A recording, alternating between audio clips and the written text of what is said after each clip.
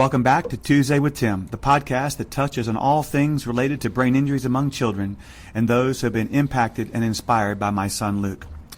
We have a very, very, very special guest today, Dr. Kenneth Proefrock from Surprise, Arizona. Dr. Proefrock, thank you so much for joining us today. Thank you for having me.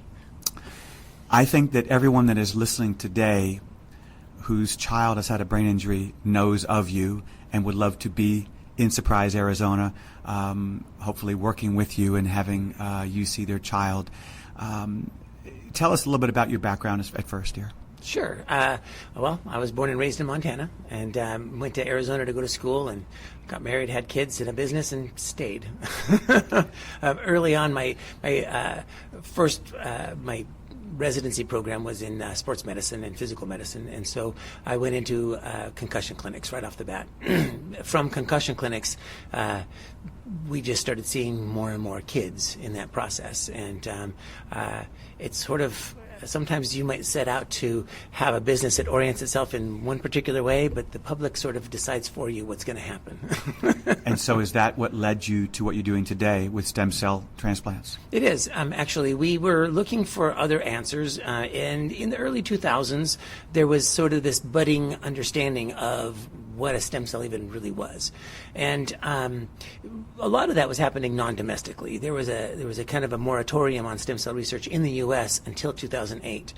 The moratorium basically was based on a wrong presumption that all stem cells came from embryos and that you had to either abort fetuses or kill babies in order to get those, which in fact was absolutely not true. And that source, besides the moral problematic elements of it, is also biologically problematic because that's still another human. There's still going to be some rejection.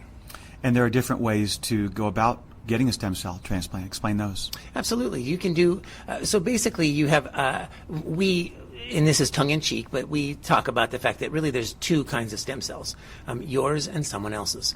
And if they're yours and you've harvested them from one area of your body, you're allocating a resource from a place and you're just putting it into another place.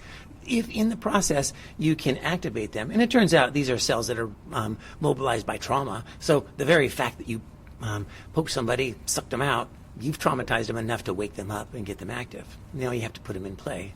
On the other side of it, if you have stem cells that are from a non-autologous source, from someone else, now you're talking about a certain amount of rejection. That rejection might be, it could be 30%, it could be 10%, it could be 90%. And so what it leads to is a variability in both what your endpoint result is going to be, but also how much inflammation is going to be involved in that. I mean, if you're tearing up half those cells, that's going to cause some inflammation, and we don't necessarily want that additional inflammation in a lot of those areas we're trying to get to remodel. So if we had our choice, we prefer using our own. If that's right, absolutely. And, you know, my son Luke, who had an anoxic brain injury in 2015, we desperately wanted to come see you, and we were fortunate to be there, and I believe it was the spring of 2021. Mm-hmm. And I was just so impressed with your staff. I was impressed with the procedure itself. We had actually done this in Dallas and didn't feel the same. And we, because of Team Luke for Minds, the majority of our families want to know whether it's stem cell, hyperbaric oxygen, laser therapy, who's the best. And everyone in the United States that is in the situation knows to come to see you. Every parent wants their child to improve yesterday, at the very least tomorrow. And I was always asked, what did you feel like improved Luke the most? My answer has always been everything. And that is the truth. It takes everything. And I also feel that the number one therapy that improved Luke the most was the love from his family and the care that I gave him as his primary caregiver. However, we also know, based on the families that we talk to and that we've helped, the success improvements that they've seen from stem cell. Can you, in some way, get a sense or a feel after a procedure? I think this child might improve because of what happened in this procedure. Yeah, and this is, it's a kind of a delicate place, but if you do anything for 20 plus years, you know, we've been doing this for 27 years and really intensively with cell work and since 2005, you can't do something for couple decades of your life and not start seeing some trends. And I try not to be biased in that, in terms of my own personal bias. I want to see every one of them get better, and I want to say that what we did made the difference. There's definitely situations where you're like, okay, we got to see that guy, because I think what we have is going to really help them, because they fit a pattern, a profile of other people that we've seen that also did really well. And then there's some kids that they're not necessarily in a category of kids that are maybe even ready or able to utilize a lot of what we do. And then it's about, how do you scale it differently for different individuals, and how do we make it so that the thing that was really helpful, say for this person, may not be so helpful for this one, but what can we do to modify it based on their circumstance to allow it to be that? So is the severity of the injury, does that impact the success based on? It doesn't, actually. Honestly, there's a couple of things that money can't buy and that nothing can buy. It's just kind of inherent to the people. And number one is, what's that survival motivation in that child? Who is that little human? And to what degree are they willing to fight for whatever they need to get? The second is, what kind of environment are they in? Who are the people around them? Is it a loving, safe, consistent environment? If there's any defects in that realm of it, we see that dramatically impact the children. And that's like a right away sort of a thing. When would parents feel most comfortable in knowing at X amount of weeks when we might see some improvement, and then explain what kind of improvements we might see? Yeah, so we have there's two applications, if you will. When we put some new cellular material into somebody, we generally do about 10% of that sample intranasally, and then we do the other 90% in a depot of hyaluronic acid that we put in a sacral foramen. The idea there is that the depot in the sacral foramen is going to allow a slow release of those cells as they expand within that depot as a colony. Eventually, they start leaving that colony, and as they do so, they move right up into the basal portions of the brain, from brainstem up into thalamus, basal ganglion areas. And that takes a while, just because we're moving things through what ends up being biologically a pretty large distance. The intranasal delivery gets going pretty quickly, because those cells are coming along the cerebral cortex initially. They hit optic nerve right off the bat too. So they start going into like more of a differentiation and a functional mode rather quickly. If you have a situation where somebody's damage is really keeping certain networks from linking up with one another within the nervous system, within a couple of weeks, you can see that nasal administration start linking up some of those areas. And what will happen is some of those areas are already doing their job. They're just not communicating with one another. So just the simple link up allows them now, as they communicate, we have these parallel systems, redundant systems within our nervous system, that now we get a whole bunch more neurologic activity, and it doesn't take that long to make that happen. When Luke had his accident, July 28th of 2015, after 44 days, we were transferred to Cook Children's Hospital in September, just, 6 weeks or so later. Based on Luke's MRI, the neurologist at Cook Children's told us that based on what he sees, that Luke will never use his limbs, use his voice, or open his eyes. Luke did all three, and then some. He was, in my mind, so close to speaking. I would say to Luke, move your tongue if, and he would move his tongue. Can I hear your voice? And he would make a sound. And yet, so often, so many families that I've talked to, the initial, I don't want to say prognosis or diagnosis, is, I'm sorry, you need to consider pulling the plug. You need to consider putting your child in a home. The brain heals. And this is the one comment that I think parents want to hear from someone like you. Yes, the brain heals, and I've seen what it can do. So I'll say this. Predicting human limitations is a sucker's game, because you're going to be in the short end of the stick regularly. Human beings are pretty amazingly adaptable creatures. I mean, if we consider, we live places that nothing else can. Cockroaches come with us, but that's, really, it's because we can control our environments, we can control a lot of what happens inside of ourselves. But especially with these kids, you put them in the right kind of environment, and we support them in the right kinds of ways, there's pretty amazing things that they will accomplish way beyond what the expectations were. We've seen kids who, I've got one kid who went through his PhD program, is now doing prosthetic limbs for people with, he likes working with soldiers, that's kind of his thing, and but he's developed a way to get nerves to grow into an electronic array so he can get these guys who has a prosthetic shoulder to have their brain actually start functioning to make their fingers move in this prosthesis. That's incredible. The brains that have to overcome those obstacles, they come up with some really interesting workarounds. And, it may be that some of the more interesting things that human beings are able to accomplish in our future come from humans who 15 years ago were told they weren't going to survive.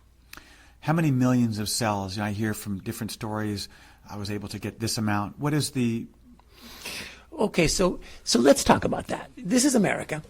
America is all about, I want the most, I want the biggest, I want to be number one. So truth is this, and this is an ongoing conversation at my IRB, which is our investigational review board, which is, what's the ideal amount that you should put into somebody? Is there a perfect number? Originally, and this is full disclosure, originally when we were doing samples, we found that from an adult, we could get 30 grams of fat pretty easily. Most adults have at least that residual. And that meant that without trying all that hard, we could usually get about 300 million cells. And so, and that became the template. We got good results with people from that. And so we thought, okay, well, that seems like a decent number. As you get smaller and smaller people, 30 grams becomes really unreasonable. Like we have some kids that, 30 grams of fat may not be on their entire body. And so now we had to figure out how to refine the system, but also how to preserve kind of the integrity of this. So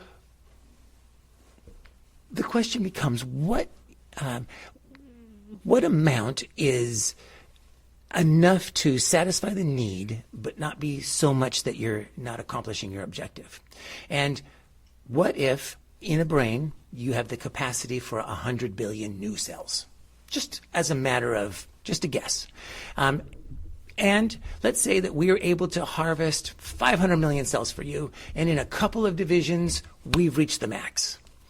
The IRB says, who's to say that if you only got 50 million cells, and they lived there for longer while they were trying to replicate, wouldn't they be better suited to that environment? So would a more ideal situation be a smaller amount, maybe every month? So almost quality versus quantity. Exactly. And so the answer to that is we don't know necessarily yet, other than to say that a lot of the numbers that get brought up are honestly kind of arbitrary. If you set up the right kind of environment, you can put a really small number of cells in and have them replicate enough to make a difference. We, quite frankly, probably overwhelm the system with a lot of cells. And not all of those are going to have the capacity to survive. Now, once they reach this critical mass point where they've replicated into a colony, and now they've reached some point where they have a finite resource. Maybe that's blood flow, oxygen, space, whatever it is. That's what initiates the differentiation process. So before they reach that limit, they're not going to do much productive. They have to be able to change into something that becomes productive. The word guru is often talked about too often, about whether it's athletes, coaches, whomever. You would be considered the guru of what you do. Oh, my goodness. Families that want to come see you, it could take a few months before they get in to see you. The question that a lot of families, is it too late? Am I past the accident that happened 6 months, 2 years, whatever? Is it still going to be helpful as it is if I went to see him a month or two after the accident? So there's a sweet spot in there.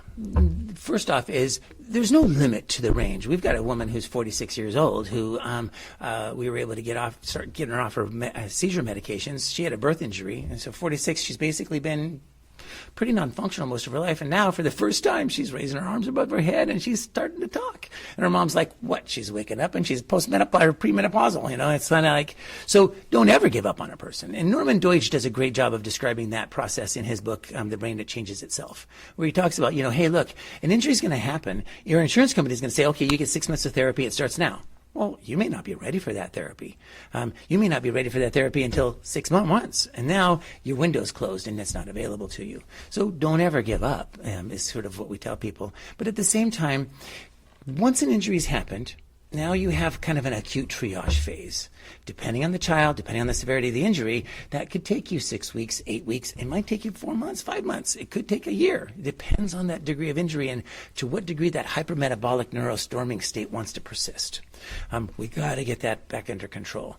Once we get to that place, then these kinds of remodeling processes are going to help them. But really, when it's more acute, that's where things that are a little bit more let's say, interventional. So that's where HBOT really does make a huge difference. If nothing else, you're just shifting how the blood flow can happen.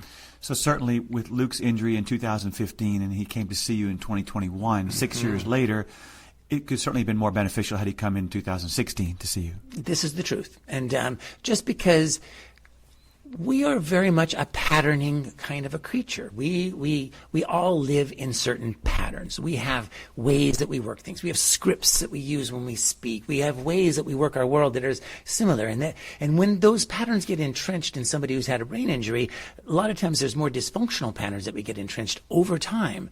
And it isn't that there's anything necessarily specifically quote unquote wrong now. It's just that we've gotten into that habit. It's like having a limp for a long time and now you get your leg fixed and now you don't have to have a limp, but you still don't use that leg the same way.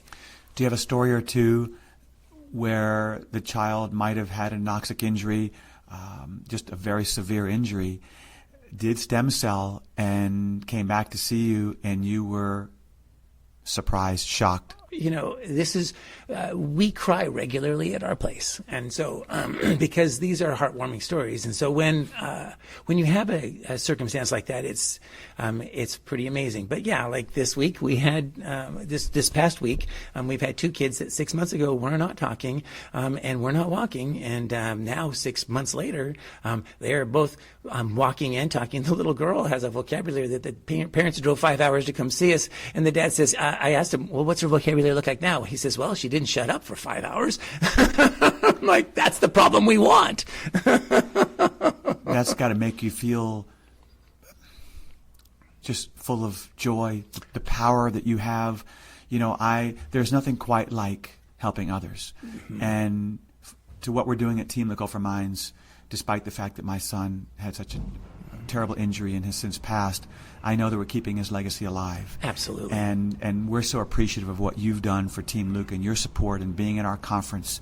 It means the world to us. And I just want to let you know how much we appreciate what you do, and we will continue to support you and tell the rest of the country all about what you're doing. So Dr. Proefrock, thank you so much for joining us today. Thank you, Tim. It's been a pleasure.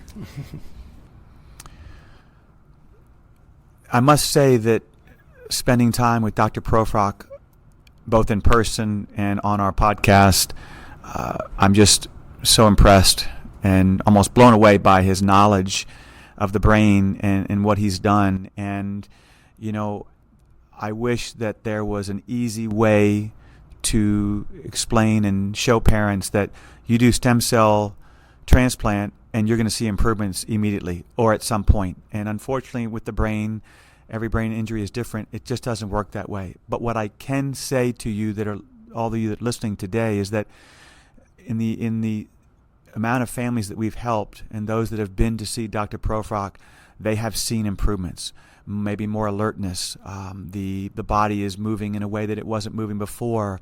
As even Dr. Proefrock mentioned, some that are able to speak that weren't speaking prior. So I just want you to know out there that do some research. Dr. Proefrock in Surprise, Arizona has been someone that everyone that I have ever talked to wants to be able to get in to see him. And there tends to be a bit of a waiting list. It took months for Luke to get in, but I was so impressed with the procedure, with the environment in the office, what he explained to me, how it worked. And so I'm just so blessed to be able to call Dr. Proefrock a friend. The fact that he has been a keynote speaker for our conference, we're so very appreciative. And I hope that those of you that feel the need to have your child be a part of something I think so incredibly special, and that is to have stem cell transplant with Dr. Proefrock, I would strongly advise it. Thank you so much for listening today. This is Tuesday with Tim.